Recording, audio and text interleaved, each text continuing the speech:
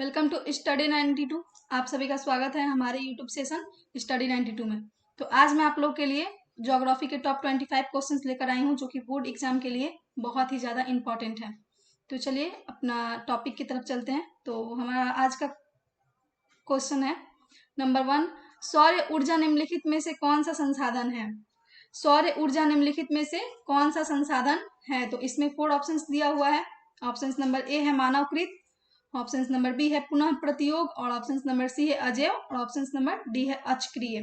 तो सौर ऊर्जा, क्वेश्चन हमारा फिर से रिपीट करते हैं। क्वेश्चन है कि सौर ऊर्जा निम्नलिखित में से कौन सा संसाधन है?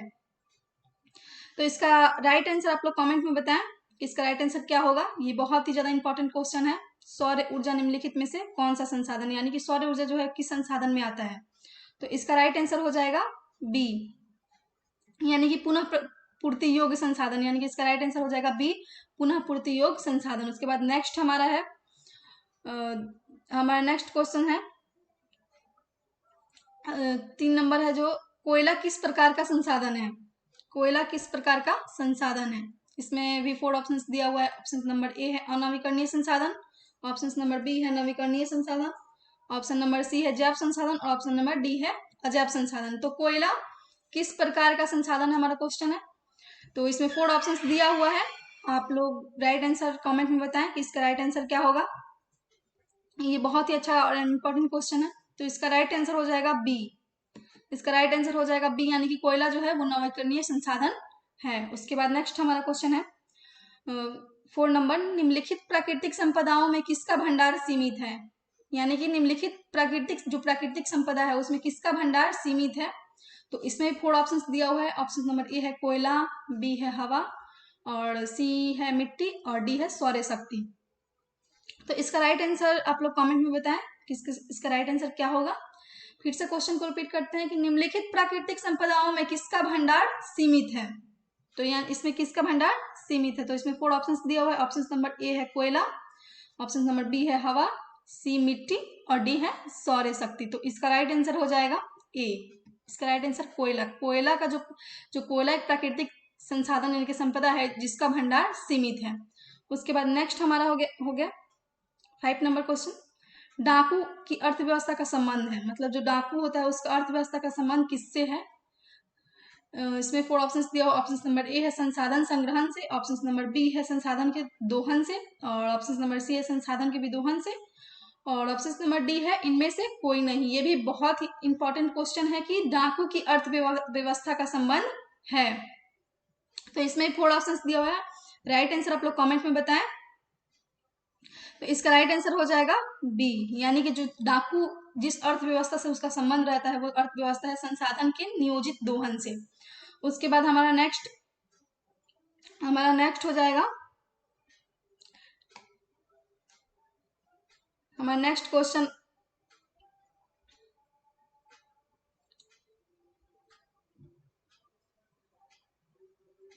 हमारा क्वेश्चन है 6 नंबर, समुद्री क्षेत्र में राजनीतिक सीमा के कितने किलोमीटर क्षेत्र तक राष्ट्रीय संपदा निहित है? यानी कि समुद्री क्षेत्र में राजनीतिक सीमा के कितने किलोमीटर तक राष्ट्रीय संपदा निहित है? तो इसमें 4 ऑप्शंस दिया हुआ है। ऑप्शन नंबर ए है 10.2 किलोमीटर, ऑप्शन नंबर बी है 15.5 किलोमीटर, ऑप्शन नंबर सी है 12.2 किलोमीटर, और ऑप्शन नंबर डी है 19.2 किलोमीटर। तो क्वेश्चन को फिर से रिपीट करते हैं कि समुद्री क्षेत्र में राजनीतिक सीमा के कितने किलोमीटर क्षेत्र तक राष्ट्रीय संपदा निहित है? तो इसका राइट आंसर क्या होगा आप लोग कमेंट में बताएं। तो इसका राइट आंसर हो जाएगा सी, यानी कि जो समुद्री क्षेत्र में राजनीतिक, इसका राइट आंसर होगा सी, यानी कि जो समुद्री क्षेत्र में राजनीतिक सीमा का जो जितना क्षेत्र राष्ट्रीय संपदा में निहित होता है वह 12.2 किलोमीटर। उसके बाद हमारा नेक्स्ट है 7 नंबर क्वेश्चन।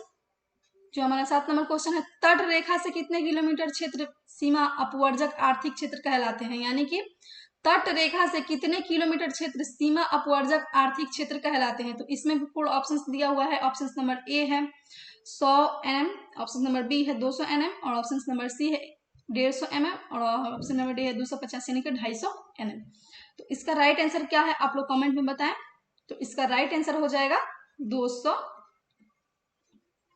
nm, यानी कि सी नंबर इसका राइट आंसर हो जाएगा। उसके बाद हम लोग चलते हैं नेक्स्ट की तरफ, नेक्स्ट क्वेश्चन की तरफ, जो हमारा नेक्स्ट क्वेश्चन है, हमारा नेक्स्ट क्वेश्चन है 8 नंबर। चलिए नेक्स्ट क्वेश्चन की तरफ चलते हैं।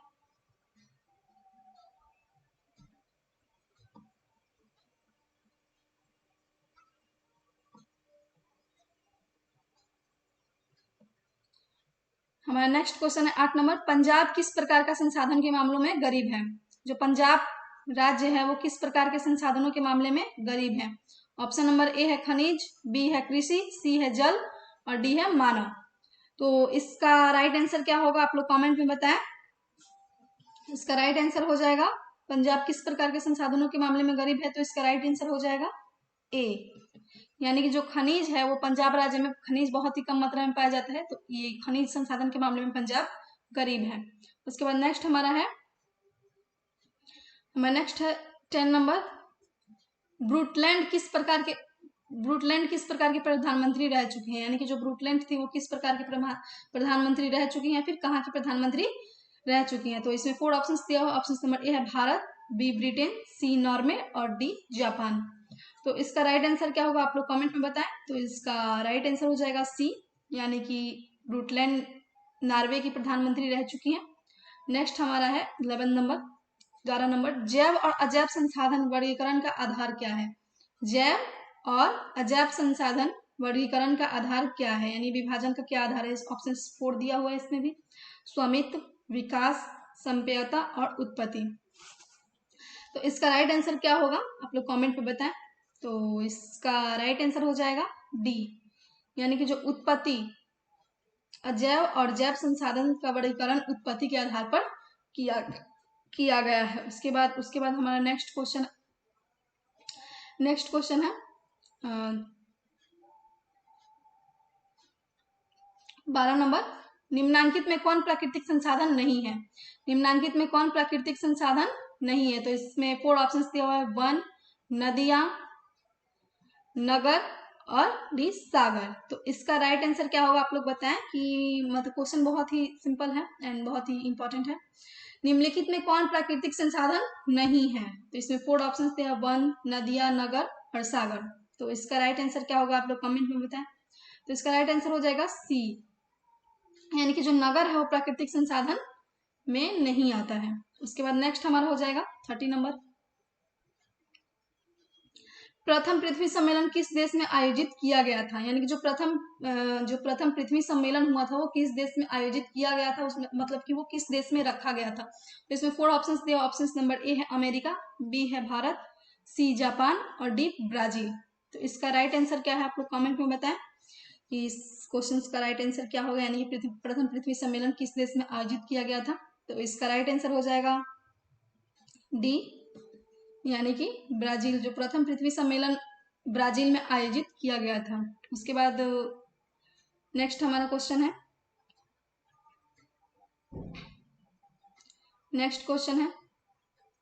कि स्वामित्व के आधार पर संसाधन के कितने प्रकार होते हैं, यानी कि जो स्वामित्व के आधार पर संसाधन को जो विभक्त किया गया वो कितने भागों में विभक्त किया गया है या फिर उसका क्या प्रकार है। तो इसमें 4 ऑप्शंस थे। ऑप्शन नंबर ए है 1, बी है 2, सी 5 और डी 4। तो इसका राइट आंसर क्या होगा आप लोग कमेंट में बताएं। तो इसका राइट आंसर हो जाएगा डी, यानी कि 4। स्वामित्व के आधार पर संसाधन को 4 भागों में विभक्त किया गया है। उसके बाद हमारा 14 नंबर क्वेश्चन है, बांधों में जल किस संसाधन वर्ग का उदाहरण है? जो बांधों में जो जल होता है वो किस संसाधन वर्ग का उदाहरण होता है? तो ऑप्शन नंबर ए है भंडार, बी संचित, सी संभावी और डी विकसित। तो इसका राइट आंसर क्या होगा आप लोग कमेंट में बताएं। तो इसका राइट आंसर हो जाएगा बी, यानी कि संचित। जो बांधों में जो जल होता है वो संचित वर्ग संसाधन का उदाहरण है। उसके बाद हमारा नेक्स्ट क्वेश्चन है 60 नंबर। संसाधन नियोजन के कितने स्तर होते हैं? जो संसाधन नियोजन होता है उसका कितना स्तर होता है, यानी कि कितने स्तर उसके होते हैं। तो इसमें 4 ऑप्शंस दिया हुआ है। ऑप्शन नंबर ए है 1, बी है 2, सी है 3 और डी है 4। तो इसका राइट आंसर क्या होगा आप लोग कमेंट में बताएं। संसाधन नियोजन के कितने स्तर होते हैं? तो इसका राइट आंसर हो जाएगा सी। इसका राइट आंसर हो जाएगा सी, यानी कि 3, जो संसाधन नियोजन के 3 स्तर होते हैं। उसके बाद नेक्स्ट हमारा है 70 नंबर यानी कि 17 नंबर क्वेश्चन, तृतीय पृथ्वी सम्मेलन कहाँ हुआ था। ये भी बहुत इंपॉर्टेंट क्वेश्चन है, इसको ध्यान से देखिएगा। तृतीय पृथ्वी सम्मेलन कहाँ हुआ था, मतलब किस देश में हुआ था। तो इसमें 4 ऑप्शंस दिए। ऑप्शन नंबर ए है Kyoto, B New York, C Brazil और डी जोहान्सबर्ग। तो इसका राइट आंसर क्या होगा, आप लोग कमेंट में बताएं कि तृतीय पृथ्वी सम्मेलन किस देश में हुआ था, मतलब कहाँ हुआ था। तो उसका राइट आंसर हो जाएगा डी, यानी कि जो जोहान्सबर्ग है, जो जोहान्सबर्ग नामक जगह है, वहीं पे तृतीय पृथ्वी सम्मेलन हुआ था। उसके बाद नेक्स्ट है हमारा 18 नंबर क्वेश्चन, इनमें से कौन अजैव संसाधन नहीं है। इनमें से कौन अजैव संसाधन नहीं है। इसमें भी 4 ऑप्शंस दिया हुआ है, वनस्पति, चट्टाने, खनिज और धातु की। इनमें से कौन अजैव संसाधन नहीं है। तो इसमें भी 4 ऑप्शंस दिया हुआ है। आप लोग राइट आंसर कमेंट में बताएं इसका राइट आंसर क्या होगा। ये भी बहुत अच्छा इंपॉर्टेंट क्वेश्चन है, बहुत ही सिंपल क्वेश्चन है। तो इसका राइट आंसर हो जाएगा ए, यानी कि जो वनस्पति है वो अजैव संसाधन नहीं है, यानी कि जो चट्टान है वो भी अजैव है, खनिज, धातु, इन सब में कोई जीव यानी कि कोई जान नहीं होता है। और जो वनस्पति है वो हमें ऑक्सीजन देता है, कार्बन डाइऑक्साइड लेता है, तो ये अजैव संसाधन के अंतर्गत नहीं आएगा। उसके बाद हमारा नेक्स्ट क्वेश्चन है, जो नेक्स्ट हमारा क्वेश्चन है 19 नंबर 90 नंबर, इनमें से कौन विकास के स्तर के आधार पर संसाधन का वर्ग नहीं है। इनमें से कौन विकास के स्तर के आधार पर संसाधन का वर्ग नहीं है। इसमें 4 ऑप्शंस दिया। ऑप्शन नंबर ए है संभावित, ऑप्शन नंबर बी है संचित, ऑप्शन नंबर सी है व्यक्तिगत और ऑप्शन नंबर डी है ज्ञात। तो इसमें भी 4 ऑप्शंस दिया। इसका राइट आंसर आप लोग कमेंट में बताएं कि इसका राइट आंसर क्या हो जाएगा। कमेंट क्वेश्चन को फिर से रिपीट करते हैं कि इनमें से कौन विकास के स्तर के आधार पर संसाधन का वर्ग नहीं है। तो इसका राइट आंसर हो जाएगा डी। इसका राइट आंसर हो जाएगा डी, जो ज्ञात है वो विकास के स्तर पर संसाधन का वर्ग नहीं है। उसके बाद नेक्स्ट हमारा है क्वेश्चन 20 नंबर यानी कि 20 नंबर, संसार का सबसे कीमती संसाधन कौन है। ये भी बहुत इंपॉर्टेंट क्वेश्चन है कि संसार का सबसे कीमती संसाधन कौन है, यानी कि सबसे महत्वपूर्ण, सबसे इंपॉर्टेंट संसाधन कौन है इस पूरे विश्व का, वर्ल्ड का। तो इसमें 4 ऑप्शन है। ऑप्शन नंबर ए है पशु, ऑप्शन नंबर बी है खनिज, ऑप्शन नंबर सी वन और डी धातु। तो इन चारों में से कौन सा संसार का सबसे कीमती संसाधन है, आप लोग कमेंट में बताएं। इसका आंसर हो जाएगा राइट आंसर बी, यानी कि जो खनिज है वो संसार का सबसे कीमती संसाधन है, इसको संसार का सबसे कीमती संसाधन माना जाता है। उसके बाद हमारा नेक्स्ट क्वेश्चन है 21 नंबर, इनमें से कौन निजी संसाधन में शामिल नहीं है, यानी कि जो इनमें इसमें भी 4 ऑप्शंस दिया हुआ है। ऑप्शन नंबर ए है मकान, बी कार, सी मंदिर और डी साइकिल। मतलब इन चारों ऑप्शंस में से पूछ रहे क्वेश्चन कि इनमें से कौन निजी संसाधन यानी कि अपना खुद का संसाधन में शामिल नहीं किया जाता है। तो ये भी बहुत ज्यादा इंपॉर्टेंट क्वेश्चन है। इसका राइट आंसर क्या है आप लोग कमेंट में बताएं। तो इसका राइट आंसर हो जाएगा सी, यानी कि जो इसका राइट आंसर हो जाएगा सी, यानी कि मंदिर। जो मंदिर है वो किसी निजी व्यक्ति का नहीं होता है, उसमें समाज के सभी लोग पूजा करते हैं, वो सामाजिक यानी कि निजी संसाधन में शामिल नहीं किया जाता है। उसके बाद नेक्स्ट हमारा हो जाएगा 22 यानी कि 22 नंबर क्वेश्चन, किस राज्य में खनिज तेल का विशाल भंडार है, यानी कि जो किस राज्य में है खनिज तेल का विशाल भंडार है। ये क्वेश्चन 2015 में बोर्ड एग्जाम के लिए पूछा गया था, बहुत ही ज्यादा इंपॉर्टेंट क्वेश्चन है। तो इसमें भी 4 ऑप्शंस दिया हुआ है। ऑप्शन नंबर ए है असम, बी राजस्थान, सी बिहार और डी तमिलनाडु। तो इसका राइट आंसर क्या है आप लोग कमेंट में बताएं कि इसका राइट आंसर क्या होगा।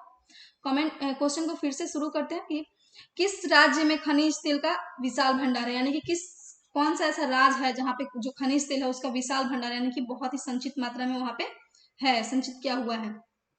तो इसका राइट आंसर क्या होगा आप लोग कमेंट में बताएं। इसका राइट आंसर हो जाएगा ए, यानी कि जो असम है वहां पे खनिज तेल का विशाल भंडार है। उसके बाद नेक्स्ट हमारा 23 नंबर यानी कि 23 नंबर क्वेश्चन, वन संरक्षण एवं प्रबंधन की दृष्टि से वनों को कितने भागों में बांटा गया, यानी कि जो वन का संरक्षण देखभाल किया था उस जो प्रबंध किया गया है उसके दृष्टि से वनों को कितने भागों में डिवाइड किया गया, यानी कि उसको कितने भागों में बांटा गया है, विभक्त किया गया है। तो इसमें भी 4 ऑप्शन दिए। ऑप्शन नंबर ए है 2 और option number B 3, option number C 4 और ऑप्शन नंबर डी 5। तो इसका राइट आंसर क्या है आप लोग कमेंट में बताएं। इसका राइट आंसर हो जाएगा बी, यानी कि जो वन संरक्षण प्रबंध की दृष्टि से वनों को 3 भागों में बांटा गया है, 3 भागों में डिवाइड किया गया। उसके बाद नेक्स्ट हमारा क्वेश्चन है नेक्स्ट हमारा क्वेश्चन है 24 नंबर 24 नंबर, समुद्री क्षेत्र में राजनीतिक सीमा के कितने किलोमीटर तक का क्षेत्र राष्ट्रीय संपदा नहीं है। यानी कि जो समुद्री क्षेत्र में जो राजनीतिक सीमा होती है वो कितने किलोमीटर क्षेत्र तक राष्ट्रीय संपदा नहीं मानी जाती है, नहीं है। इसमें भी 4 ऑप्शंस दिया हुआ है। ऑप्शन नंबर ए है 10.2 किलोमीटर, ऑप्शन नंबर बी है 15.5 किलोमीटर, ऑप्शन नंबर सी है 12.2 किलोमीटर, ऑप्शन नंबर डी है 19.2 किलोमीटर। तो इसका राइट आंसर क्या है आप लोग कमेंट में बताएं। तो इसका राइट आंसर हो जाएगा डी, जो 19.2 किलोमीटर होगा इसका राइट आंसर होगा। उसके बाद नेक्स्ट हमारा एंड लास्ट क्वेश्चन है 25 नंबर 25 नंबर, लौह अयस्क किस प्रकार का संसाधन है। लौह अयस्क किस प्रकार का संसाधन है। तो इसमें 4 ऑप्शन दिया। ऑप्शन नंबर ए है नवीकरणीय संसाधन, ऑप्शन नंबर बी जैव संसाधन, ऑप्शन नंबर सी प्रवाह और ऑप्शन नंबर डी अनवीकरणीय संसाधन। तो इसका राइट आंसर आप लोग बताएं कमेंट में। क्वेश्चन को फिर से रिपीट करते हैं कि लौह अयस्क किस प्रकार का संसाधन है। तो इसका राइट आंसर हो जाएगा डी, यानी कि जो लौह अयस्क है वो अनवीकरणीय संसाधन है। थैंक